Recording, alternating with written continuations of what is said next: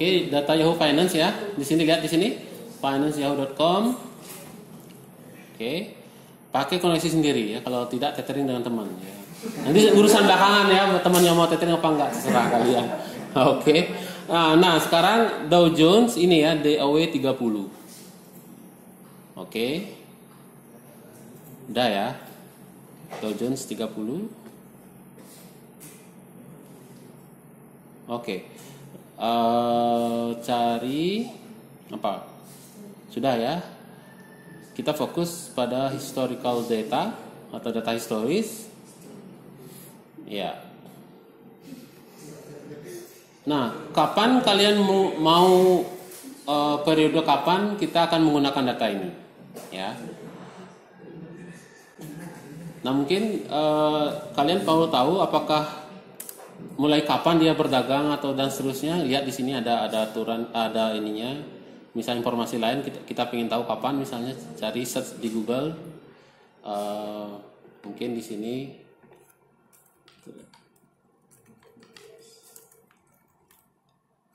ya, first trading day mungkin. Oke. Baik, nggak ada nih first trading day. Wow, Maret 2009 bukan. Bukan ini maksudnya. Oke, ini dia. Which traded on as a part of the Dow Jones. Oke, lihat di sini. Ya, dia mulai. Ya, baik. Baik, kita akan pilih misalnya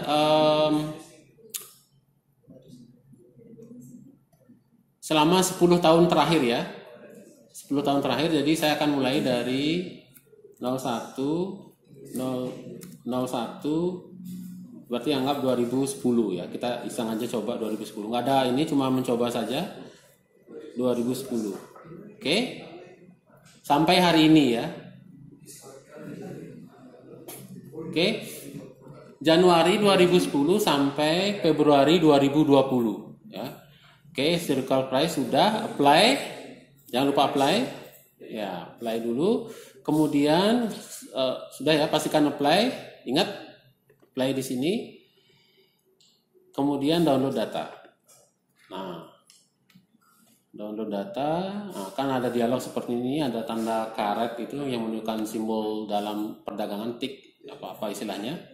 Kalian simpan di folder yang kita gunakan. Oke.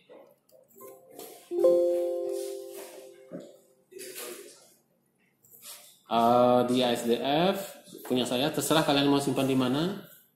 Saya akan simpan di sini, di direktori saya. Oke, saya namakan Dow Jones. Oke. Ingat frekuensinya daily yang kita pilih ya, Dow Jones. Atau DJ aja mungkin ya, DJ daily. Biar lebih gampang. Koma di sini filenya adalah koma separated value ya, CSV.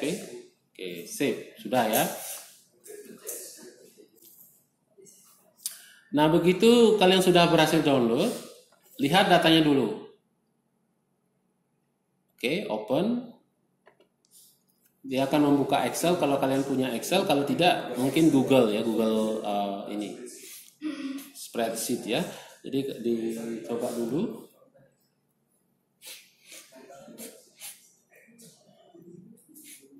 Nah, di sini kalian lihat datanya.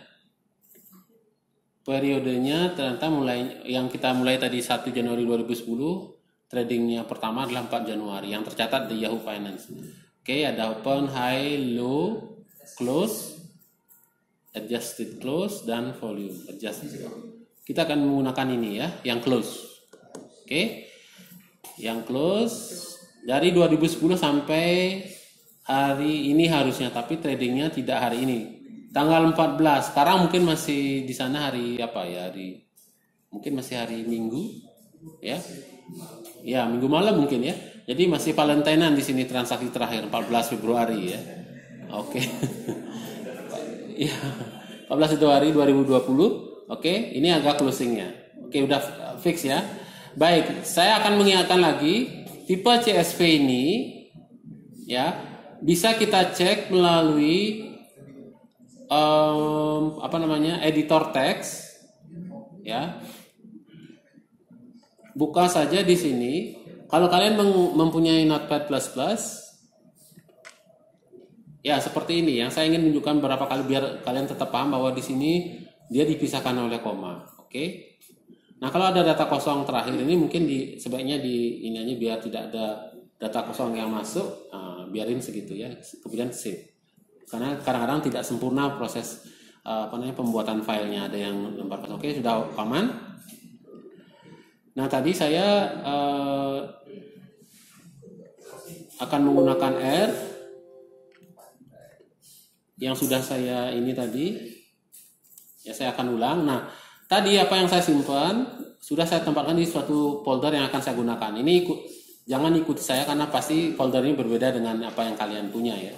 Gunakan folder yang ada di situ yang kalian akan gunakan. Nah, saya menggunakan sini ya.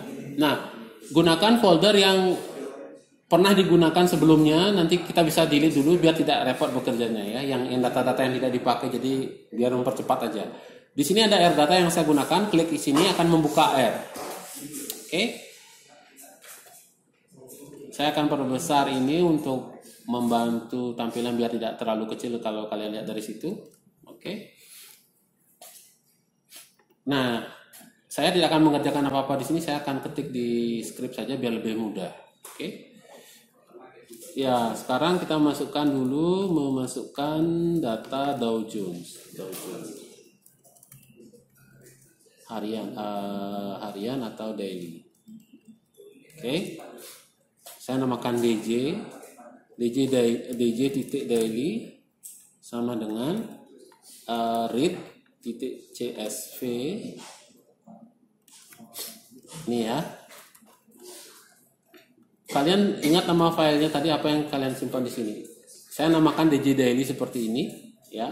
Saya tidak akan mengetik ini, untuk saya kopas aja biar lebih cepat. Selain itu mengurangi kesalahan, ya. Di sini titik CSV, kemudian headernya kita perlukan, ya. Header sama dengan true.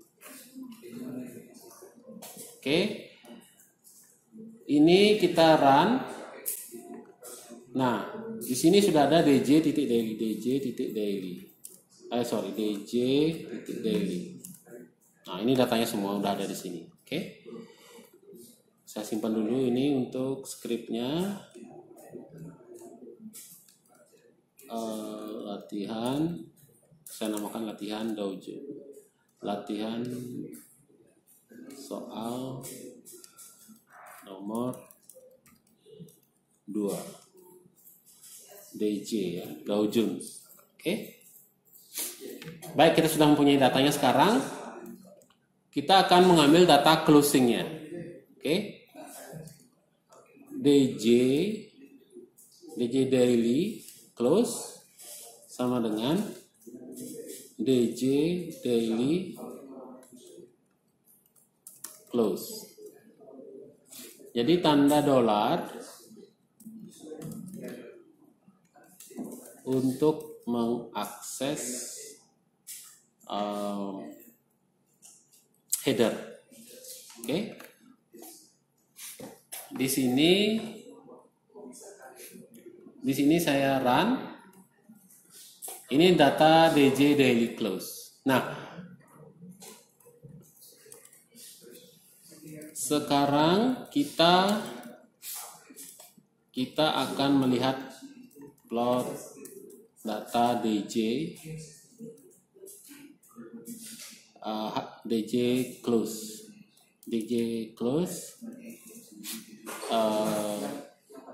plot DJ daily close. Oke. Baik.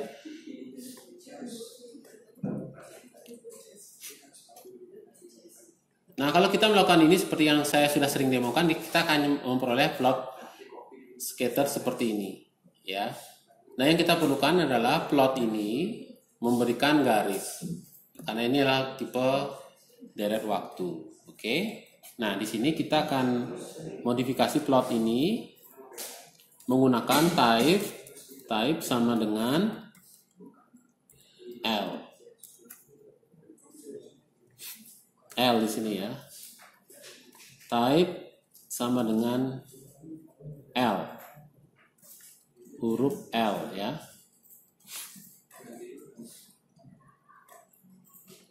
Jadi huruf L biar lebih jelas, bukan satu ya. Oke. Nah, ini adalah plot Dow Jones yang kita peroleh dari tahun 2010 sampai sekarang. Sementara saya tidak akan mengubah label di bawahnya di waktu, meskipun itu bisa kita lakukan karena fokus kita nggak di situ. Jadi kita menghitung yang lain ya, return dan seterusnya. Oke. Sekarang saya akan mengubah data ini menjadi data return.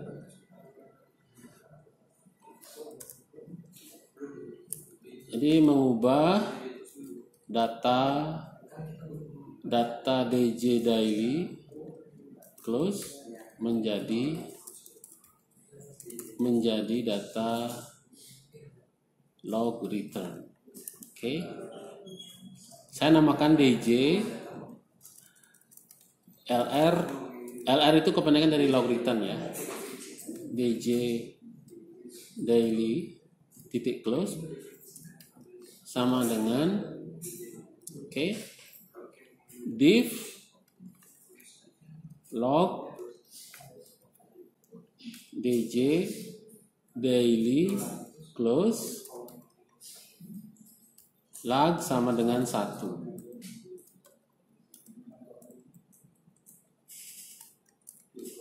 Menghitung return, menghitung log return.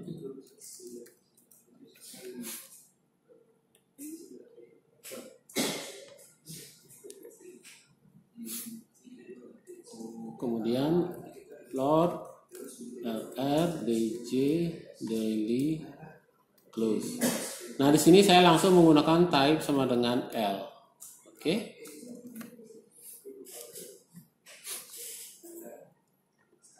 Oke, ini adalah return dari SP500 ya, yang daily. Nah, di sini kita bisa tambahkan misalnya semacam garis merah untuk membuat pada saat Y-nya sama dengan 0 atau di sini return bernilai 0 persekitaran itu. Jadi kita tahu dia konstan atau tidak. Bisa kita tambahkan misalnya ini plot return.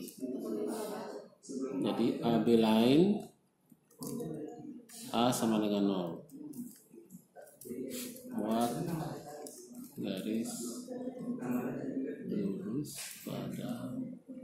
lurus horizontal pada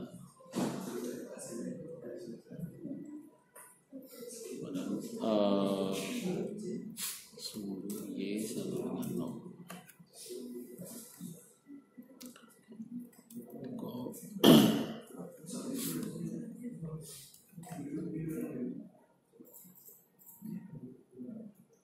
Oke.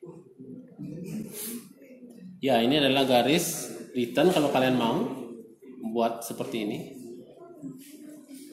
Oke, baik. Kita lihat sekarang pertanyaannya apa. Sudah kita buat. Nah, di sini load index sudah, yang tadi Dow Jones. Log return sudah, tinggal ini. Statistik dasar log return ini menggunakan library fbasics pada R. Apa yang terjadi? Apakah terjadi kursus berlebih? Oke.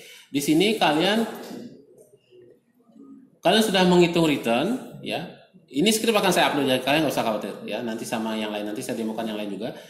Kita ingin menghitung statistik dasar.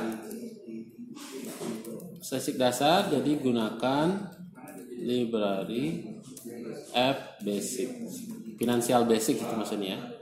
Fbasic itu.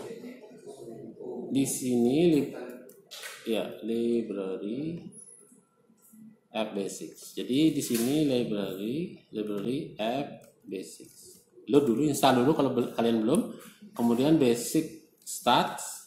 Nah, selalu datanya pada return ya, bukan ke data mentah. Jadi LR log return DJ daily titik close. Namanya panjang tapi saya pisahkan dengan tanda titik untuk mempermudah ya. Jadi akses basic stat atau statistik dasar. Oke. Pastikan kalian sudah menginstal ini. Nah, ini adalah data yang kita ini dari log return ini. Ya, banyak observasi 2546, kemudian fokus kita adalah pada ini ya, skewness dan kurtosis. Jadi ada excess sebesar 1. Jadi nggak terlalu ini ya. Jadi sekali lagi tergantung periode data ya. Jadi karena dari 2010 sampai sekarang ya, mungkin dari yang sebelumnya bisa jadi eksesnya banyak. Bisa puluhan bahkan ratusan data ada eksesnya, bisa jadi begitu. Oke. Kita sudah menjawab itu. Jadi apa yang kita bisa jawab dari sini? Jadi yang pertama, hitunglah statistik dasar log return menggunakan library basic pada R dan apakah terjadi kelebihan kurtosis? Ya. Pada kasus ini untuk data kita yang periodenya ini eksesnya adalah 4,007860 dikurangi 3 berarti 1,007 ya, 1 lah ya, seperti itu. Kemudian skewness atau kepencongannya atau kecondongannya negatif berarti dia ke kiri ya, condong terpencong ke kiri. Oke. Yang lain ini statistik yang cukup bisa dijelaskan berdasarkan apa yang dia tampilkan. Jadi minimum, nilai maksimum. Kuantil 1, kuantil 2, min dan mediannya hampir 0. Secara teori dia simetris. Bagaimana bisa kita justifikasi? Ya, teori di dalam statistika dasar dikatakan kalau min, median, modus itu nilainya sama atau mirip, dia pasti simetrik seperti ini. Ini pun kita curiga karena kurtosisnya hanya lebih sedikit, 1. Kurtosis distribusi normal adalah 3. Jadi kelebihan 1 hampir tidak bisa di ini ya, nggak terlalu diabekan. Nah, sekarang kita lihat aja histogramnya seperti apa. Apakah mendukung itu atau gimana? Buatlah histogram untuk log return penutupan Dow Jones, bandingkan histogram dengan argumen default tanpa Briggs dan histogram dengan Briggs code dan Bridgman diakonis. Kemudian berikan komentar histogram tersebut menggunakan terutama bagian ekor. Oke, apa maksudnya? Jadi kita plot histogramnya itu. Nah, sekarang saya akan memplot histogram. Misalnya saya jadikan 3 ini par MF row sama dengan C 3 kali 1 3 apa namanya?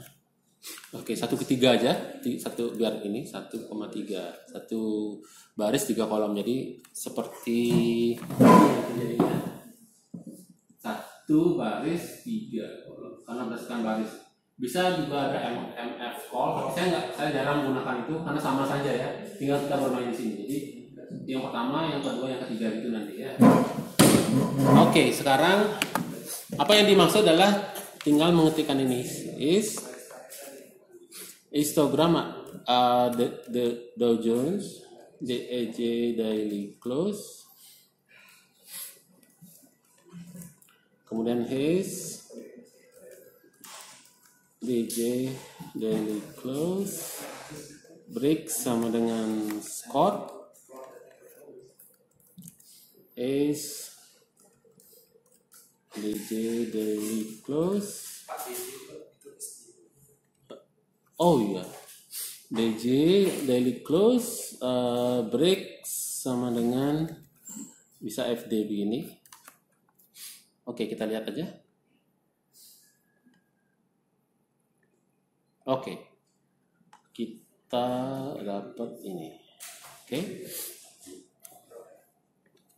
ya. Jadi di sini tidak bisa kita lihat dengan jelas ekornya di mana, karena dia default Briggs yang digunakan sedikit 1, 2, 3, 4, 5, 6, 7, 8, 9, 10. Dan sini lebih banyaknya pastinya, dan ini juga lebih banyak lagi. Tapi seperti yang saya katakan tempo hari, bahwa yang lebih realistik menurut saya adalah ini atau ini ya. Oke, untuk data yang jumlahnya ribuan di atas 200 biasanya jangan pakai ini. Jadi tidak real. Jadi di sini kita masih bisa lihat ekornya, di sini ada jauh agak di sini juga ada. Di sini nggak ada, nggak bisa muncul kan? Yang di sini juga sama. Jadi di sini ada, di sini juga ada, di sini juga ada. Gitu. Jadi ini dan ini hampir mirip, cuma ininya lebih banyak yang FD, yang Friedman Diakonis itu, ya. Gitu. Oke, ini sudah kita lakukan. Kemudian pertanyaan berikutnya apakah lakukan estimasi densitas kernel terhadap data logaritma penutupan Dow Jones. Bagaimana kita melakukan itu? Di sini sudah ada materi yang sudah saya ini sebelumnya. Lihat di sini. Estimasi densitas, di sini juga sudah ada perintahnya. Perintah ya, tinggal ditambahkan apa? Jadi seperti ini misalnya tinggal tambahkan densitasnya ya. Kemudian sedikit kita modifikasi, karena kita memplot densitas, maka densitas itu nanti dia harus berada pada 0,1. Jadi untuk berada 0,1 maka ada argumen probability sama dengan true. Ya, dan ini adalah batas untuk data. Jadi sementara kita abaikan dulu, kalian bisa copy ini ya. Untuk melihat kita apa yang akan kita ini nanti. Oke, kita copy aja karena waktunya nggak banyak. Oke. Ini adalah memplot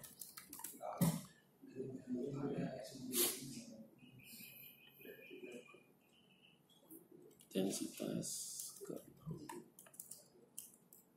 Oke.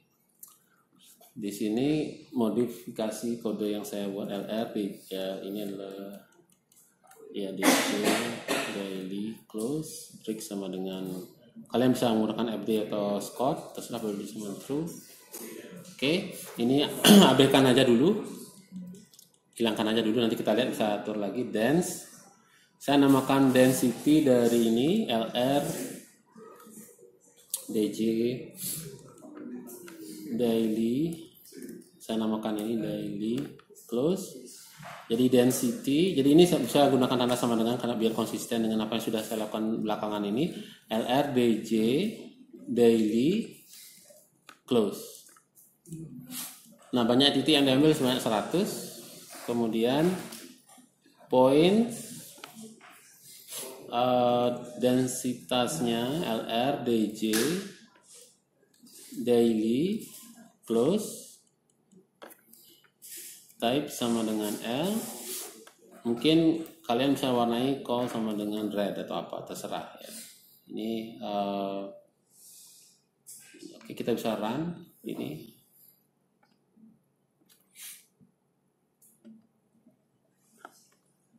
Oke. Ya, ini sepertinya saya close dulu karena tadi masih pengaruh var MF Pro, jadi saya ulangi lagi. Cukup satu aja saya lakukan. Ini bisa divariasikan ya, FD atau Scott ya, yang di sini Briggs-nya. Oke. Nah, ini dia. Warna merah itu muncul sebagai akibat dari argumen call sama dengan red. Jadi ini estimasi densitas. Jadi seperti ini densitasnya. Jadi inilah histogram dari inilah densitasnya. Gitu ya. Kalau kalian lihat di sini histogram ini dia hampir simetris. Coba lihat di sini ya. Hampir. Karena tadi masih ada ekses kurtosis ya lebih.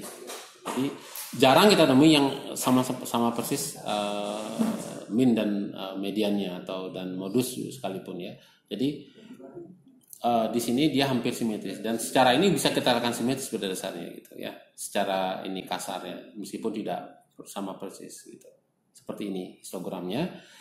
Kemudian itu kita sudah jawab pertanyaan yang ini tadi soal ini. Oke. Baik, pertanyaan berikutnya apa? Yang E sudah saya jawab tadi ya, nanti estimasi densitas kernel.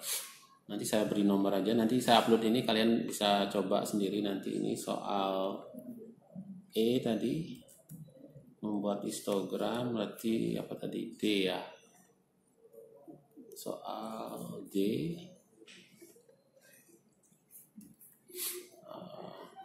Kemudian ya soal C. Soal C, ini adalah soal C. Kemudian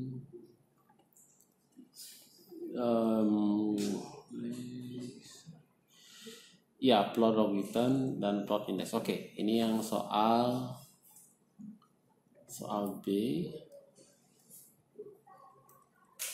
Ini yang soal A. Ini jawabannya.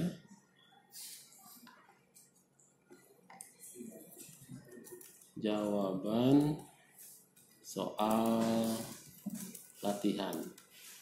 Oke.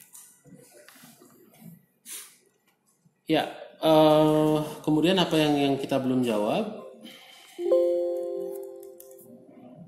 Yang belum kita jawab apa? Lihat dulu di situ. Buatlah plot fungsi distribusi empiris untuk data logaritm penutupan Dow Jones. Gimana caranya? Ya, tinggal menggunakan ini tadi. Saya sudah ini tadi di sini pada bagian yang sama dari modul ini ada distribusi empiris. Jadi tinggal membuat, saya namakan Fn untuk menyatakan ini Fn ini ya, distribusi empiris. Jadi kalian boleh copy. Kita mempercepat saja, nanti kalian pelajari lagi kalau belum sempat sekarang. Jadi ini aja kita gunakan. Nanti saya kopas saja. Ya, tapi saya sarankan nanti kalian jangan sering-sering mengkopas karena tidak ada sesuatu yang kita masukkan ke sini, jadi pastinya lupa nanti ya. Oke, biasanya begitu. F fungsi distribusi kumulatif empiris. Empiris itu dari maksudnya terhadap data ya, sampel. Saya namakan Fn, ini saya gunakan sama dengan biar konsisten. Tapi kalian tetap bisa menggunakan panah ke kiri tadi ya untuk kompatibilitas. Tapi jarang kita ini LR, DJ, daily, close. Oke. Ini juga sama. Logaritmnya ingat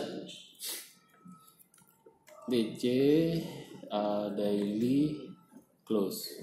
Oke. Kemudian kalian bisa plot ini juga, plot nilai HCDF-nya. Copy yang ini ya. Oke.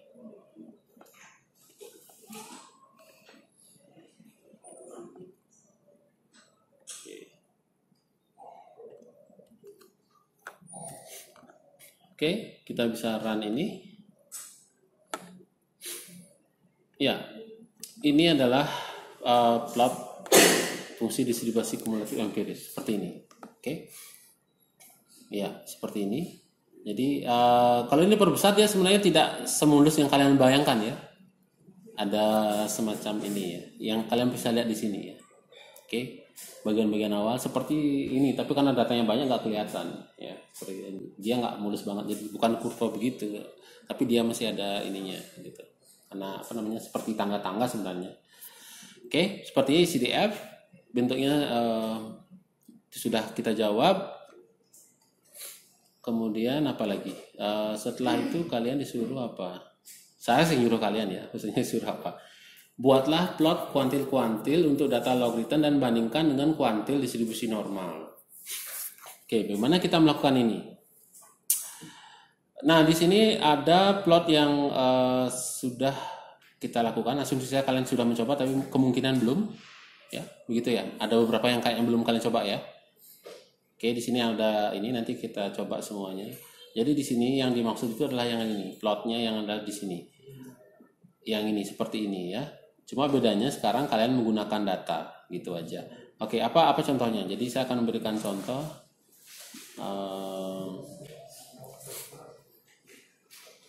Data oke.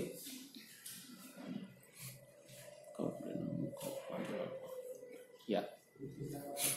Di sini ada ini yang dimaksud.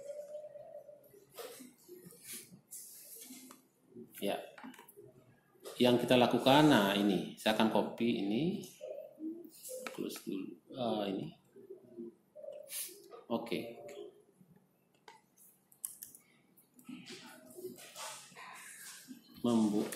G membuat plot kuantil. Mungkin saya buatkan ini ya, kuantil atau Kiki plot.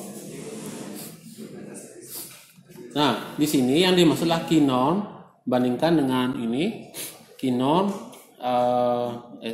gunakan yang return Ini ya.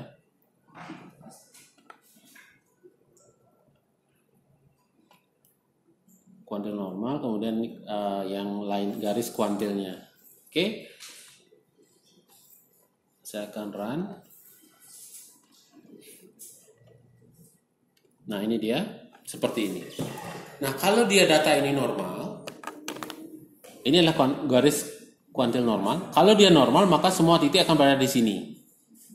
Karena dia data tidak normal, maka dia hanya beberapa saja di sini, tapi sisanya tidak.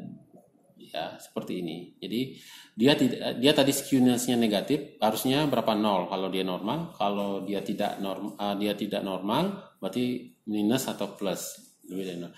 Kalau dia kurtosisnya lebih dari 3, terjadi excess.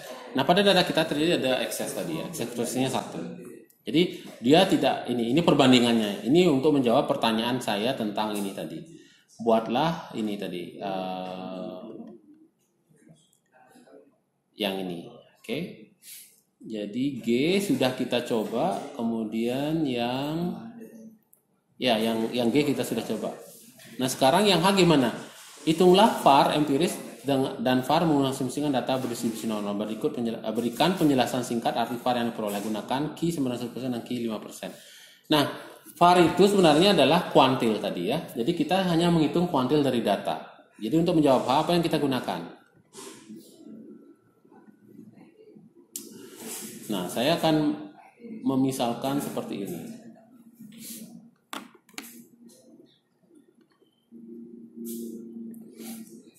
Oke.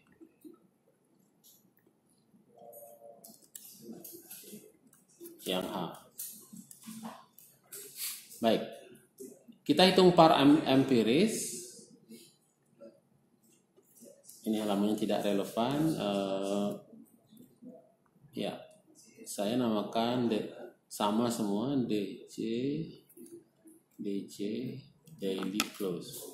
Di sini adalah penting untuk menghitung minus kuantil ini ya.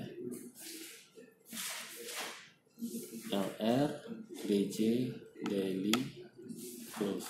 Nah, ini untuk key sama dengan 1%. Oke. Di sini untuk menghitung kuantil. Jadi kalian boleh tahu apa sih itu kuantil gitu ya. Di sini apa namanya tadi? Ya ini. Jadi help gitu ya. Seperti itu. Nanti kalian bisa cek apa yang bagaimana kita ini argumen fungsinya seperti apa ya, antara 0 sampai 1 ini dan seterusnya. Oke. Baca di sini baik-baik. Nah, kemudian kayak kembali ke sini biar tidak tidak terlalu keluar dari fokus. Kita lihat lagi di sini. Var empiris DJ daily close. Jadi di sini DJ daily close. Jadi ini. Oke. Kemudian asumsikan menyebar normal. Sekarang saya normal DJ daily close, DJ daily close. Ini semuanya saya ganti LR DJ daily close, LR DJ daily close. Oke. Ini var-nya soal H untuk yang key sama dengan 0,01. Untuk yang key sama dengan 0,5% itu kalian bisa ganti dengan 5%, 0,05. Oke. Nah, ini dia. Ini adalah value at risk-nya. Ya, kalau dia data harian berarti pada satu hari ke depan risiko yang dihadapi adalah dari 100 kali dalam perdagangan, maka satu hari ada risiko sebanyak sekian persen. Baca interpretasinya nanti ya, seperti itu. Ini yang cara menghitung var empiris minus kuantil LR ini untuk yang alfa sama dengan 1%. Oke, saya akan perjelas di sini. Alfa sama dengan 1%. Oke, alfa ya silakan 1%, 0,01. Untuk yang bandingkan dengan normal, untuk yang 0,01 sama juga. Ini kuantil normalnya. Gimana? Ada pertanyaan? RR, tinggal kalian run ini. Oke. Ini yang perbandingan dengan normal seperti ini. Kalau kita asumsikan dia normal, minnya sekian, varian simpangan baku dari data itu adalah sekian. SDE. Oke. Di sini kebetulan agak mirip ya. Kenapa? Karena nanti di sini agak mirip mendekati normal kemungkinan. Tapi kita belum tahu lebih lanjut apakah benar begitu atau tidak. Nah, kalian bisa melakukan ini untuk yang 5% dan juga 1% tadi ya. Kalau yang tadi saya demokan untuk yang 1%. Nah, untuk yang 5%, oke, untuk yang 5%, ini tinggal kalian copy saja lagi. Oke. Tinggal ganti di sini menjadi 0,05. Ini menjadi 0,05. Ini menjadi 0,05. Ini kemudian ya sudah. Tinggal di run lagi.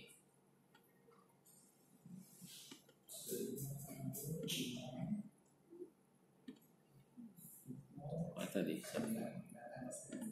Ya, ini dia yang 0,05 dan 0,01. Oke, sudah menjawab soal nomor 2. Oke. Ya.